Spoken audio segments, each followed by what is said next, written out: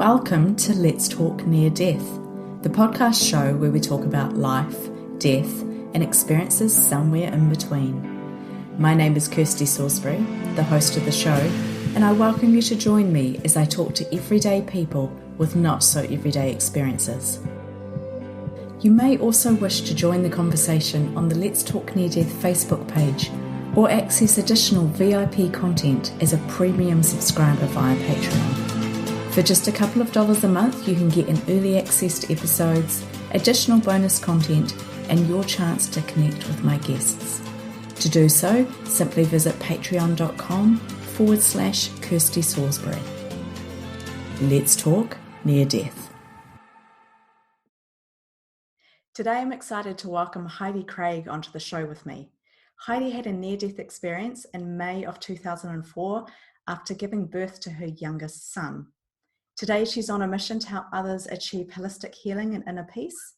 She's based in California, and she's also the author of Messages from Heaven, the little book of affirmations based on the truth of a near-death experience. Heidi, welcome to the show. It's great to have you here. Hi, Christy. Thank you for having me. I really appreciate it. And I'm really excited to talk with you and spread my messages of hope and love. Oh, we are so ready to hear those messages. So take us back to when it all happened. What was going on in your life and how did your NDE eventuate? So I had my near-death experience after the birth of my youngest son. This was back in May of 2009. I had just delivered him and I had what was called a retained placenta. So after you have your child, then you have to give birth to the placenta. And the placenta was not coming out. I was not able to naturally extract the placenta, so the doctors had to take me into the OR and put me under to remove it. And while I was in the OR on the operating table, my heart stopped. And during that time is when I had my near-death experience. And when I woke up, I was at home. I call it home, or you can call it heaven. But when I woke up, I was surrounded. Well, I had an instant thought, and it was just very brief. It was, where am I? But even before I could get out the W, I instantly had an instant knowing of where I was and that I was home. Oh, and wow. and the feeling of love and peace and contentment and warmth and happiness, it was just immersing through my body, every cell of my being. And I have to be careful because I didn't have a physical body. I was me. I was who I am, but I didn't have a physical body. I was energy. I was vibration. And I woke up in this beautiful light. And it's really hard to articulate, even to this day, when I speak about it, because we really don't have the vocabulary to describe the experience, to describe the emotions and the feelings and the sights and the sounds. And it's just, I don't have the vocabulary. And so this light was this beautiful white golden light, and the warmth of it is really hard to describe well. You know, it's like putting on the softest cashmere sweater you have, or wrapping a cashmere blanket around you, and that warmth and that comfort and that feeling of peace and contentment, and just being able to just like and just exhale. That was what this light was like that I was in. It was effervescent. It was like bubbly, like champagne. It was it was beautiful. It was breathtaking. It was profound. And I'm in this beautiful golden white light. And around me, I'm surrounded by all of these divine beings. And I say divine beings because to me, that encapsulates every. People ask me, so were there loved ones? Yes, my loved ones were there. There were ascended masters. There were angels, God, Mother Mary, Jesus, Buddha. So all these divine beings were around me. And at first they showed me like an outline, so that I could recognize them, because I'm coming from this 3D world where we see each other in a human form, but then it was just instant, so I could recognize and understand what was happening at first. But then I could see that they were made of energy, they were made of vibration, and each divine being, including myself, we had our own color, we had our own rate of vibration, and then together our vibration, our energies merged together, weaved in and out like patterns. And so I instantly knew that we were all connected, we were all one. And that the colors, the separate colors and the separate energy is what created this white golden light, which is really hard to wrap your head around, because you know, I might have been vibrating at yellow, you know, at this magnificent yellow, and another divine being at a purple color, but then all together it created this white golden light. And so I'm there, and everything was telepathic. Nothing was word spoken. So when I had a thought, and instantly, even before I could get the first syllable, the letter out, it would be answered. It was that fast, that quick. And so, you know, I'd ask questions and boom, it was answered just like that for me. And I try to make this, I try to tell it in chronological order, because time there doesn't exist as it does here. So everything that happened to me when I was at home, it happened all at the same time, but separately, which again is hard for us to wrap our minds around, because, you know, we have chronological, we have time on this human earth plane that we're in right now, and there it just doesn't exist. It doesn't exist how it does here. And so I try to place things in chronological order, but just so that you know, everything was happening at the same time, instantly, but separately, which again is a hard concept. It's hard for me. So like, it's a hard concept. So I had that first instant question, where am I? And then I had an instant knowing. And then I had an instant recognition of who everyone was, and that I was surrounded in love. And I knew instantly that we are love. We are created from love. God is love.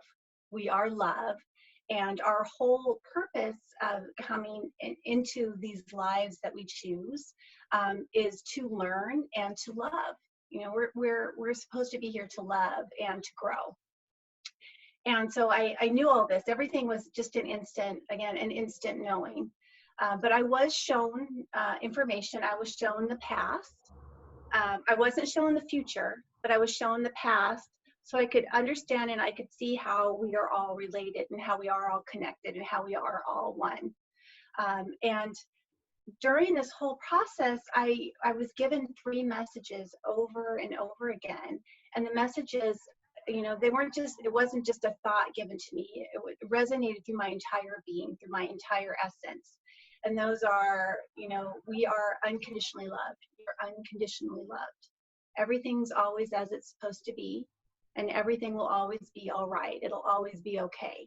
And so those 3 messages are just over and over again, just their own vibration, just going through my essence, going through my being.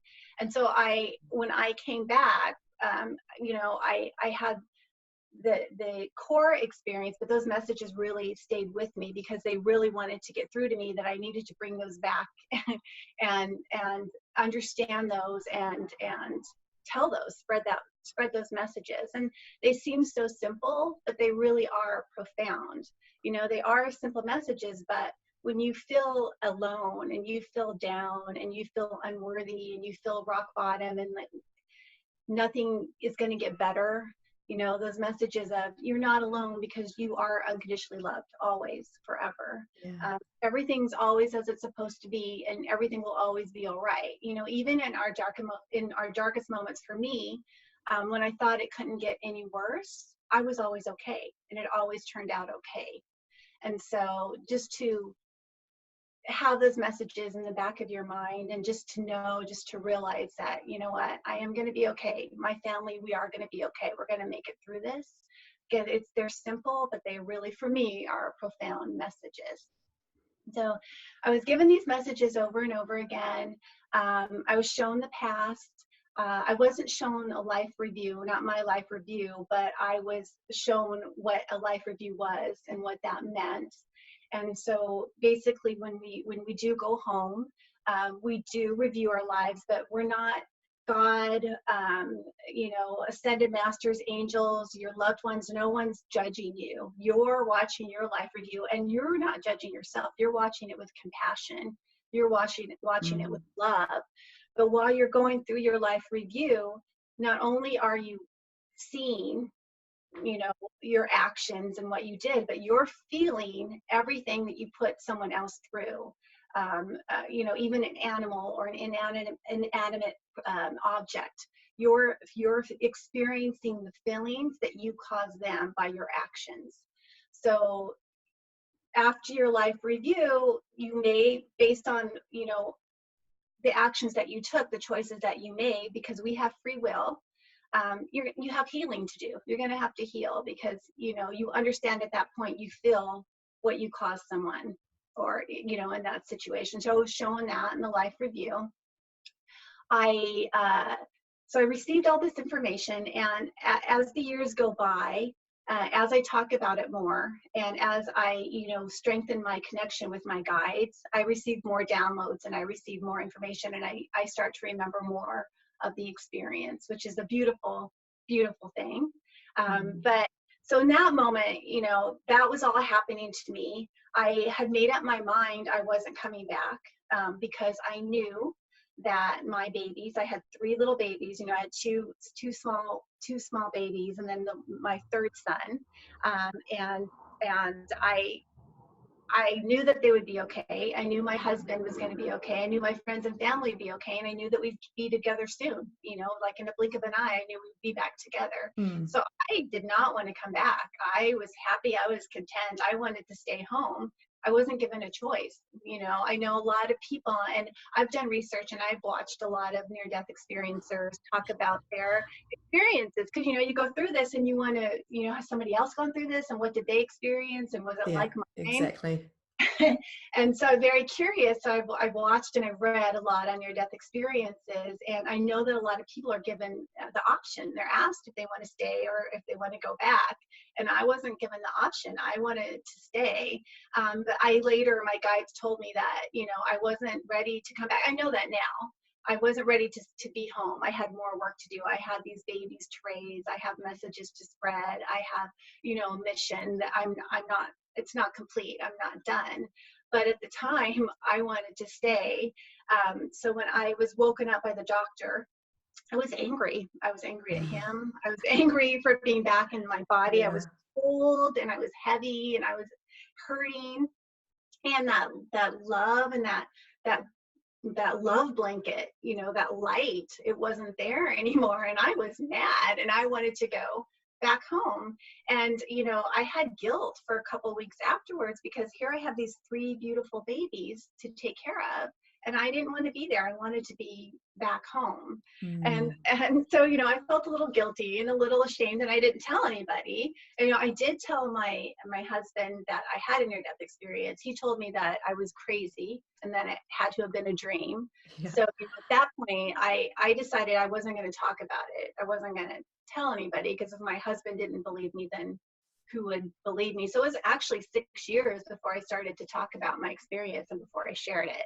I did share it with my close family members, like my sisters, and but no one else. I was scared of being judged and the reaction. I was back in this 3D world with judgment and fear of rejection, and so I didn't share it. I didn't share my experience, and then 6 years later, I had some events that happened in my life, and I really started to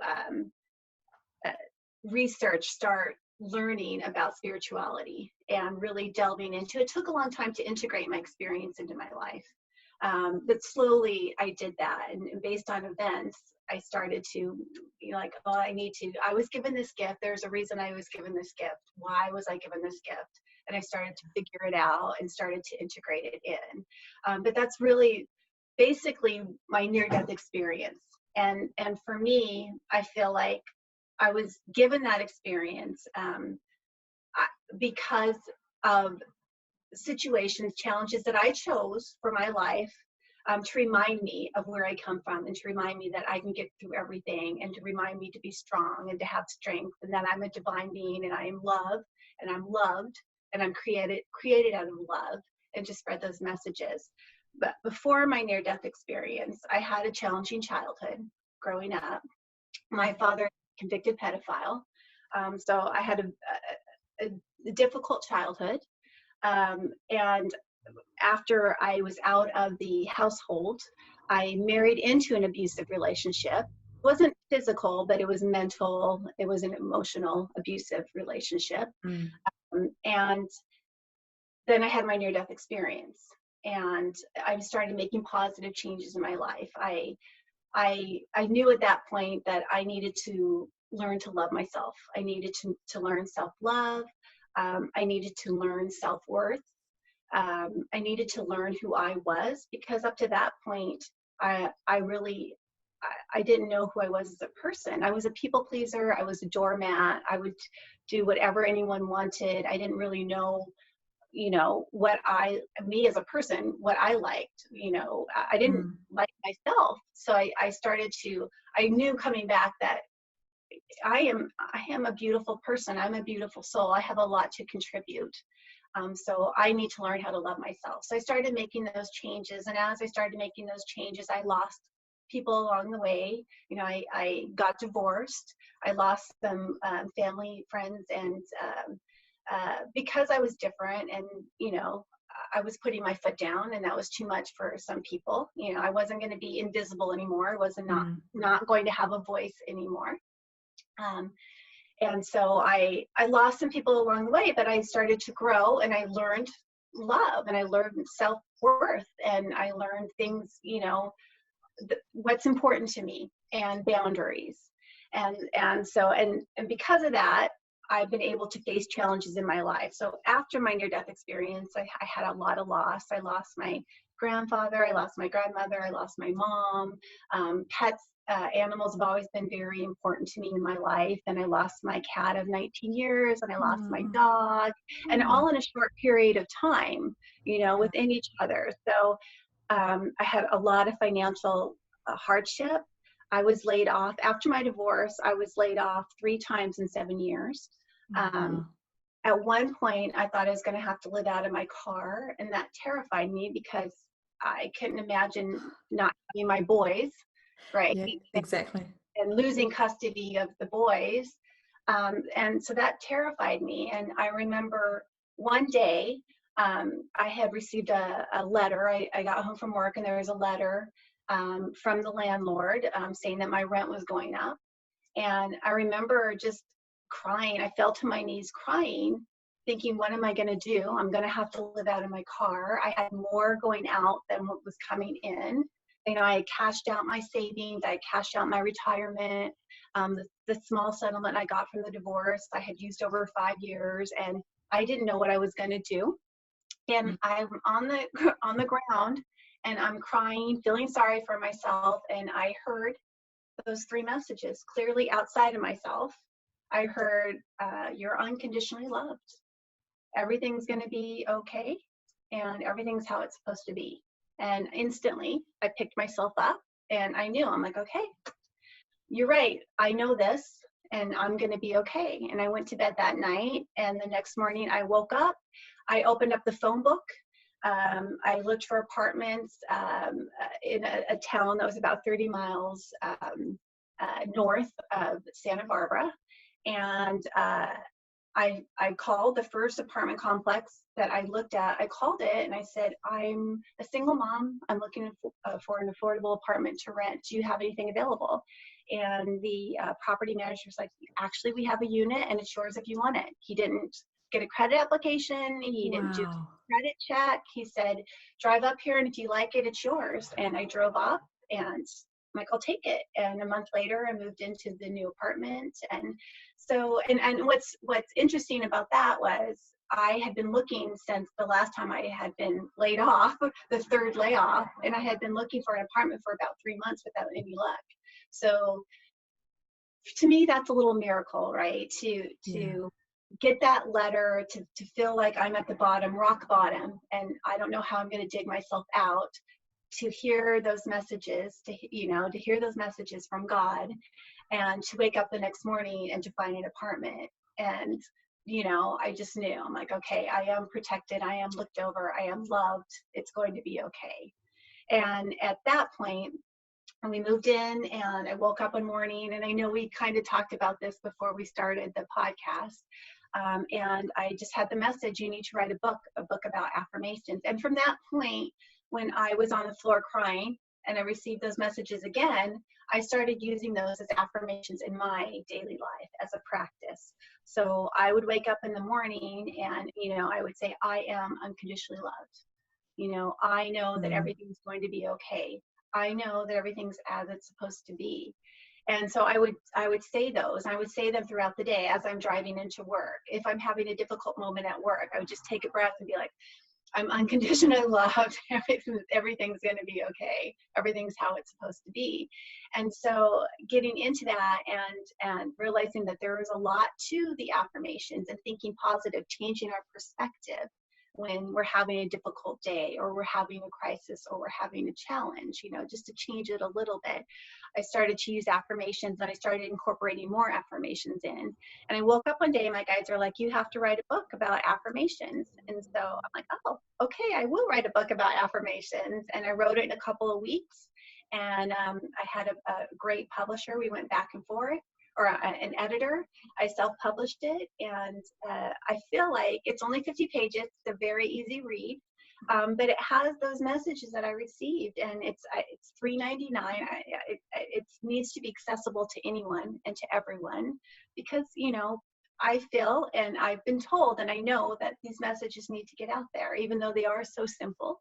They really are profound. I mean, if we can really learn to connect to our soul selves again, and learn that it's okay, everything's okay, and we've kind of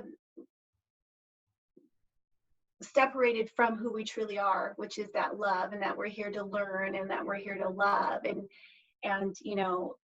we're so, everything's just so time constrained. We're on time, and you have to make money, and and you have to, and it's backwards, right? We're not here just to pay bills and die. We're here to love and experience and to learn. And it's through those experiences that we learn compassion, and we learn forgiveness, and we grow, and we ascend our souls. Wow, Heidi, thank you for sharing that. There is so much in there. Have you ever, you must have questioned, why did this happen to me? Yes. Yeah. For me, that it's because of the challenges that I've had. My belief and what I was shown when I was home is we choose our life, and we have free will. We have free will there, and we have free will here. And there's different points that we can take. There's different choices and decisions that we can make that's going to veer you off in one direction or another direction based on where you're at in your growth, where you're at in your life. And we choose to put obstacles, we choose to put challenges in our path because we want to learn that lesson, and because we want to grow. And we want to grow, we want to learn so that we can ascend our souls, so that we can become closer to God. And I chose, challenges in my life. I chose a father that is a pedophile. I chose certain obstacles, and I also chose to be reminded at one point in my life with my near-death experience to go home, to reconnect, to understand, to be reminded that I'm from love, I'm a divine being, and I can get through this. I can get through these challenges. And I have a mission to help other people, other people that have gone through similar experiences through myself. And maybe they're not at the point of growth yet, or they're not at that point of healing yet where they're able to forgive, able to learn the lesson in the experience. Because I feel like, we can let challenges define us. We can let challenges destroy us, or we can let challenges strengthen us. And to me, it's all about trying to find that lesson in that challenge that strengthens you. And of course, it takes everybody, there's no time limit. If you lose a loved one, there's no time limit on your grieving. And there's no time limit on being angry and being, we all have to go through our challenges and our learning experiences at our own pace to grow. So when you're talking about how we choose these challenges, are you talking about we choose them before we come here? Yes. And then you're saying that everything is exactly how it should be? and Yeah. yet we have free will. So as you were That, talking, I find this so interesting because I'm thinking, and it's I get a lot of people asking me this: do you think we have free will? Do you think everything's already decided for us? So we make our decisions before we come, and then we come here and we have free will while we're here, yes. but yet everything's exactly how it should be. Yes. So are we capable, do you think we are capable of making the wrong choices? No. Every choice, even a bad decision, a bad choice that you make, learns to growth, and eventually you're going to get to where you were trying to get to. The path may be bumpy and it may be a longer route than a nice smooth route. Like if you're going with the flow, let's say you're swimming against the current. That's your choice. You can go with the flow or you can swim against the current. We make decisions, we make choices. I made many, many, many, many bad choices in my lifetime. And some I've made over and over again because I didn't learn the lesson. But when you learn the lesson in that decision, in that choice, in that pattern, then you'll break it and then you'll be able to move on. I don't know about you, but there are people in my life that have certain situations come up over and over again. Like they have financial issues over and over and over again, or relationship issues over and over and over again. And they're going to stay in that pattern. They're going to keep making, the results are going to be the same until they learn the lesson and break that pattern. And that's free will, that's free choice. But they chose a lesson in that. They chose, when they, so myself, I chose, I wanted to learn self-love and self-worthiness and forgiveness. So I put these challenges, I put these people in my path, and to ultimately get to the end goal of learning self-love and learning forgiveness and learning compassion.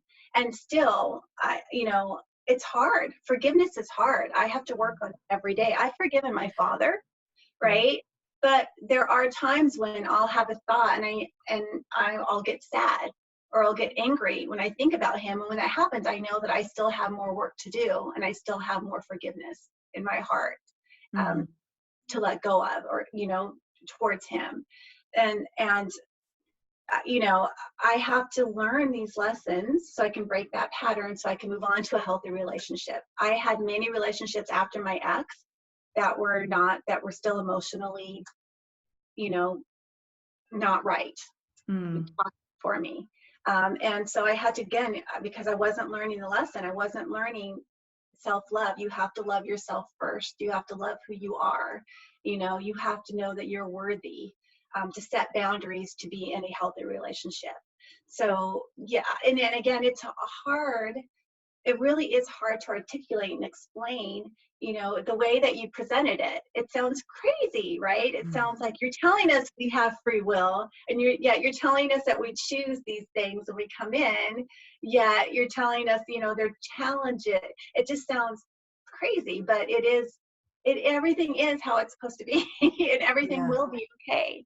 And, and that's hard when you've lost, like a parent that's lost a child.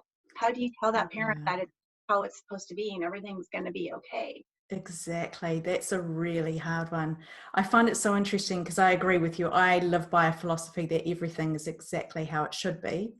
I also believe that we have choice, and I believe that we can create what happens to us based on the choices that we make.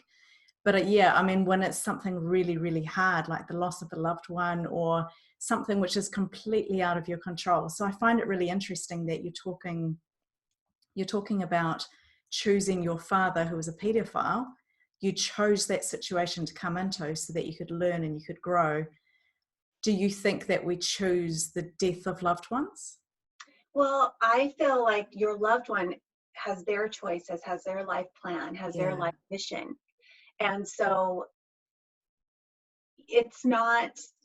we have to realize that it's not our fault, if we lost a loved one.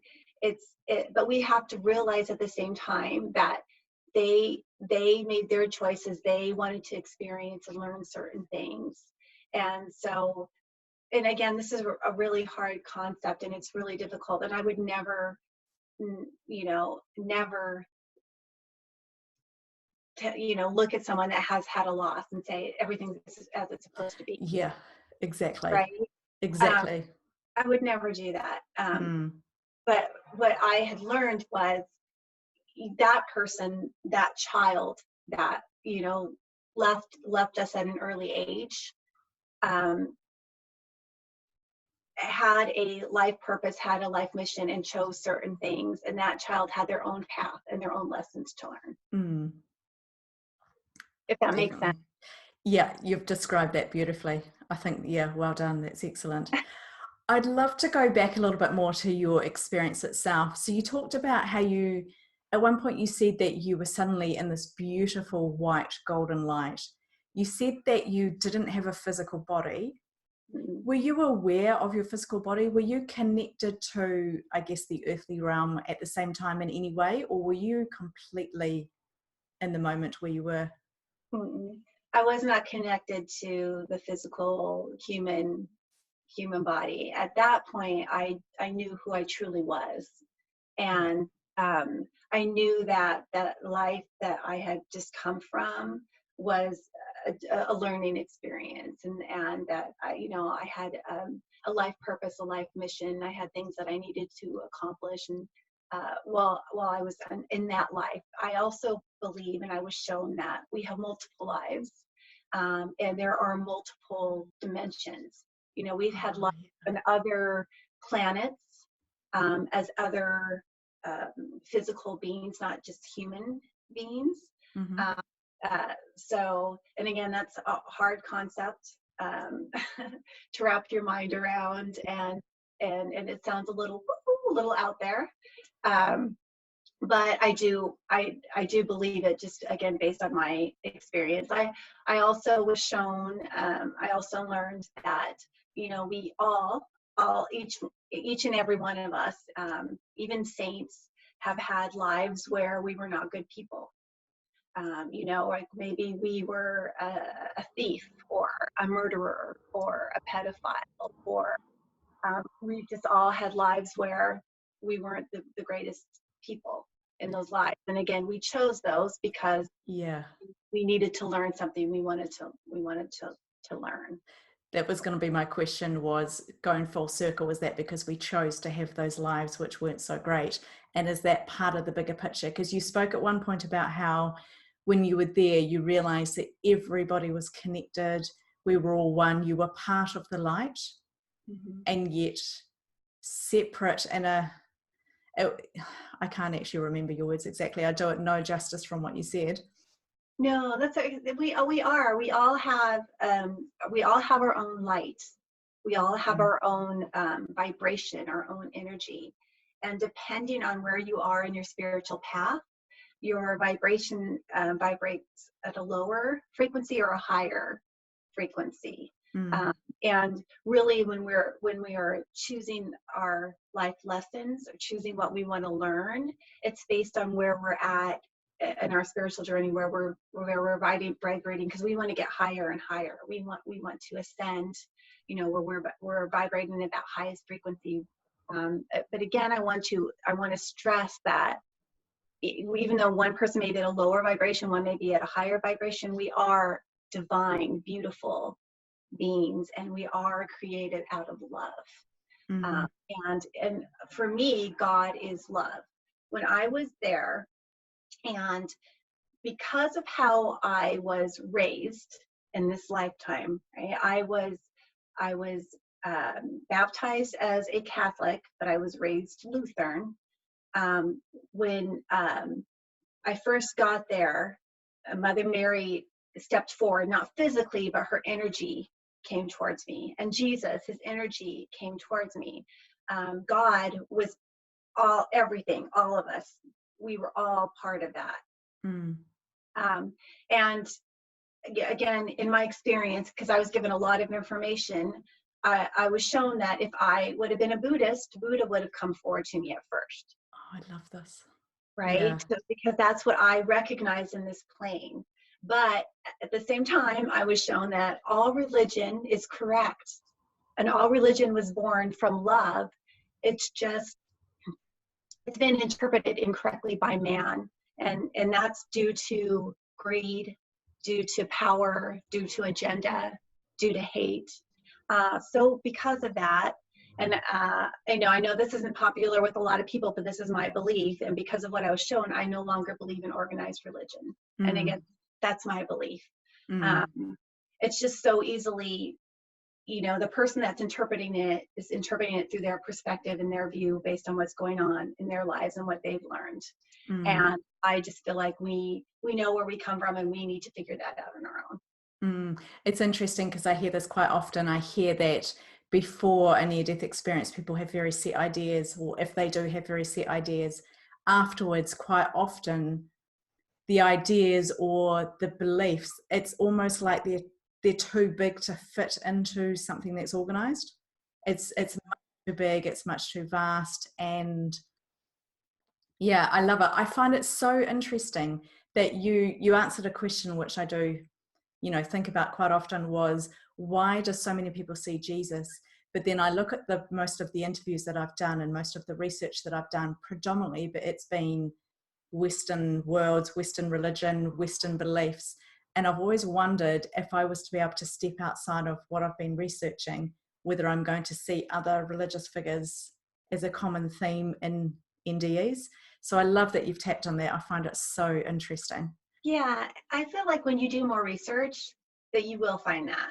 Yeah, I really hope so. I'm looking forward to that. And if there's anyone listening who has had an experience slightly outside of that, please get in touch with me, because I would love to expand on this as much as I and can. let me know, because I would love, again, I love listening and reading on other experiencers and their experience. And what I find so interesting too is that each experience is different, but they all have they're all the same. Yeah. They have a common thread. They're very similar, but very unique is what I find. Yeah. Exactly. Yeah. Okay. So going back to your experience, you're in the bright white light. You said you didn't have a life review, but you had an overview of your past. Yes. What was that like? Was that something that you watched? Was it a physical thing? Was it a telepathic thing? How did that take place? It was like an instant thought, like an instant movie, but it wasn't just mine. It was everything from the past, everything and everyone. Wow. And so, for me, that was, again, it was to show that we are all connected, and it was to drive home those points of those messages that everything's always as it's supposed to be. Everything will always be all right. We're unconditionally loved. So by showing me that, I instantly knew that was true and that was correct. And so by this stage, are you aware that you're dead, and are you aware that you had a physical body, even though you're talking about this place being home and you have at the time no physical body? I was aware that I was more alive than I had been here. Yeah. So for me, that experience was more real than sitting here right now with you. And again, everything there is a billion times magnified. Again, I don't have the words, and I'm sorry.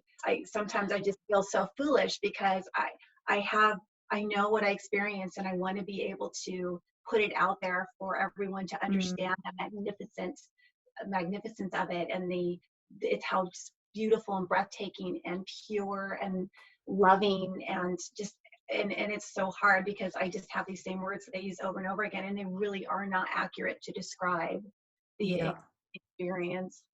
Do you think that you've remembered all of your experience? I know when we come here for our lifetime that we have an element of amnesia or forgetting. Do you think that you were allowed to remember your entire experience? No, no. I kind of touched on that earlier. So I remembered certain parts of it. And then as I started to connect more to my guides, because now I have this connection, I have this link directly to my guides. Everybody has it. Mine's just a little bit stronger, I feel, because I had that experience. I had that reminder. And I'm open. A lot of people receive messages all the time from their guides. They just dismiss it, that it's a random thought, or that it's a coincidence, or, we're all connected, and we all have that ability to communicate with our guides. Uh, so I have this connection with my guides, and I have this direct link now with my guides, that I can receive information easier than before I had the experience. And because of that now, and because of the more work that I do on this topic, and the more people I speak with, and the more podcasts that I do, and the interviews that I do, the more downloads, the more information they're giving me. And I have been told that the more that I work with people, the more that I work with myself on this, the deeper I go in meditation and working with my guides, the more information that I'm going to receive. It was just at that point, I wasn't ready. At that point in my life, I was just a mess, right? I was this young mom with 3 young kids in an abusive relationship. I didn't know self-love or self-worth. I just wasn't ready at that time. And that's why it took me so long to integrate the experience in. You know, it's now 15 years later, and I'm still integrating it into my life. I'm still now to the point where I'm comfortable now talking about it. I'm comfortable now. I love actually talking about it, but I still have a hard time being my authentic self. Like it's not a topic like if I'm at work with my coworkers, I'm going to be, hey, you know what? I had a near-death experience, and let me tell you about this. Hey, why don't you read my book? You know, it's not, I still am a little, and my guides tell me all the time, you know, you have to be your authentic self, and you have to incorporate that into your everyday life, even that analytical 9-to-5 credit analyst life. And I get, you know, my guides are it takes me a long time to learn the lesson. And you would think after 3 times of being laid off in the same industry that I would learn and understand that I'm not supposed to be doing that. But it takes me a long time. And, you know, the messages that I keep receiving are, you have to live as your true authentic self. And not everybody's going to like what you have to say. Not everybody's going to believe you. Not everybody's going to support you, but they're not meant to be in your life. So you need to surround yourself with people. If you're your authentic self, those people that are at the same vibration are going to come into your life. That's going to be your family. That's going to be your soul family on this human plane, on this human existence. Exactly. I think it's so important to be our authentic self. And I hear it all the time, even for myself. It took me 27 years to talk about my near-death experience. I mean, that's a long time. And until that point, I didn't necessarily feel the need to talk about it, but I realized when I did, just the freedom that gave me, because I was no longer trying to keep something inside. I was no longer trying to hide something. And you know, these things, they're so life-defining. They can take so long. And I think we need to go with the journey and embrace the journey and learn from the journey. There's a million things that I learned in those 27 years. But yeah, I can totally understand. It is such a long time, and it's so difficult to get these messages out there. So being authentic is really key. It is, and it's hard. I don't know. Yeah. Do you find in your day-to-day life that it's easy to be your authentic self? Well, like I say, 27 years, I've struggled with it an awful lot. I was like you, people pleaser, just not wanting to be noticed, didn't want to rock the boat. I just wanted everything to be calm. And yeah, I didn't want to draw any attention to it. And then actually when I came out, it was quite spectacular. I call it coming out. Look at that. And when I started, I didn't even realize I was going to say that. When I started to talk about it, it was really quite a big deal for me. And I was very emotional because I felt so vulnerable. I felt so exposed. But like I say, I felt this freedom, which was just amazing. And so it has become a lot easier. I think more and more, I'm definitely more my authentic self now than I've ever been. I'm probably also having the most fun in life than I've ever had. So that's really interesting. I feel like life is really great. The more I've accepted my journey, accepted who I am and what I'm doing, the easier things have become. Yeah. Beautiful. And I love that you had such a positive experience when you started to talk about it. Well, it was rocky, put it that way. It was rocky. I mean, for me, it wasn't just about the near-death experience. It was about my my journey through illness as well. So there was a lot in there. But today, I mean, I just love it. And I'm so grateful for who I've been able to connect with, the people that I've come across. You know, life is just so rich and beautiful. I'm loving it. So that's the good stuff that comes after the rocky stuff. Yeah. So with your near-death experience, did you come back with any kind of, we tend to call them after effects, any kind of gifts? I know you talked about you could connect with your spirits, your spirit guides. Any kind of, you know, some people get the ability to, they have psychic abilities or medium abilities or things like that. Anything like that for you? Yes. So one of the gifts that I love the most is so you were talking about healing before. So I have this ability where I started on myself, where I can self-heal myself. And so I have that ability that I can feel. Well, I am an empath. I've been an empath my whole life. I just didn't realize it until after my near-death experience. Yeah. And so I always have this ability that I can pick up on people's feelings and emotions, and I have a built-in lie detector. I can always through people's BS, and if they're lying to me, but I found that I have this ability that I can feel physically. I can step into someone's energy, and either emotionally or spiritually or physically, I can feel where they need some extra TLC. And I can call in, and I work directly with Archangel Raphael, and I will call in the healing light, and it will come in and it'll go into the body, and I can actually see it. I can see where it goes, and I can see the color of it, and I can see where it's working, and then I can see when it dissipates and clears. So I have that ability. I had a little side or a hobby business for a while when I was laid off, and I was working on my spirituality and taking all these classes where I had where the Facebook page came in. I had this little hobby business where I had clients, and I would actually do healing work on them. And I can do it distance, or I can do it in person. It's more, I am a Reiki master, and I took all the Reiki courses, but for me, it's a lot more than just Reiki, and there's more to it than just that. So, but I have that ability. I haven't done it for a while because, life gets in the way. And so I got a full-time job, and I have 3 teenage sons. And so I kind of put that on the back burner, but I have that ability. I have the ability to connect and talk with guides, my guides, and, I can ask them to bring in someone else's guides to get messages. I can read the tarot card and intuitively can read for people. I love the pendulum because it's just so much fun, just questions and that energy, because I can feel that energy coming through. But again, everyone has these abilities. If you just quiet your mind, you meditate, and you have to believe and listen to the messages. Everybody has these abilities.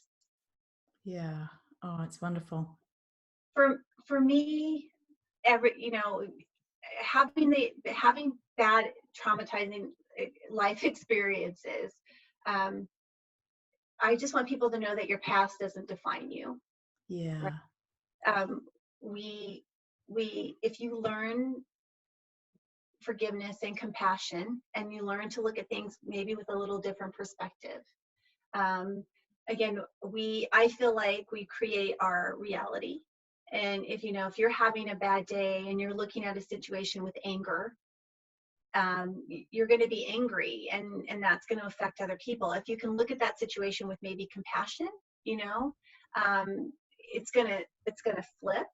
And instead of a negative day, you have a more positive day. So I feel like it's perspective as well. And you touched on that earlier. I absolutely believe this. I absolutely do. I think that we can change our circumstances. And like you're talking about, it's just the littlest things, just the way that we can focus on things with a slightly different light can start the pattern to be able to change everything. So for somebody who might be struggling with that, what would be one of your go-to resources or something specific that they can start on a very small, without taking a huge leap, something small that they can begin with? First, well, I feel like a huge thing for me is, the self-chatter that we have going on in our minds. Oh, yeah. In that self-talk that we say, like, oh, I'm not good enough, or, oh, that was ridiculous. I shouldn't have said that. We need to change that. It needs to start from us internally. So when you have that thought of, oh my gosh, I can't believe I said that, I'm ridiculous, be like, you know what? That's okay. I'm funny. I'm clever. It's okay that I said that. You need to change that self-talk from negative to positive. And I think just starting there, anytime you have it, acknowledge it. Be like, yeah, I